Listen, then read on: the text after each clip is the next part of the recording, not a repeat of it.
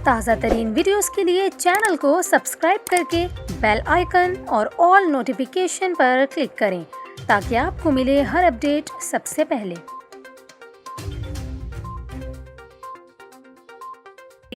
और अभी आपको खबर दें, महकमा तालीम सिंध ने स्कूलों में मौसम सरमा की छुट्टियों का ऐलान कर दिया। महकमा तालीम सिंध के मुताबिक सूबे भर में प्राइवेट और सरकारी स्कूल्स और कॉलेजेस 22 दिसंबर से 31 दिसंबर तक सर्दियों की छुट्टियों के लिए बंद रहेंगे। 1 जनवरी को इतवार की तातील के बाद तालीमी इदारे 2 जनवरी पीर से मामूल के मुताबिक खुल जाएंगे। इसके अलावा महकमा तालीम सिंध ने सर्दियों की छुट्टियों का नोटिफिकेशन भी जारी कर दिया। महकमा तालीम सिंध की स्टीयरिंग कमेटी ने ऐलान किया है कि मौसम सरमा की छुट्टियों के फैसले का इत्तलाक तमाम निजी और सरकारी स्कूल्स और कॉलेजेस पर होगा।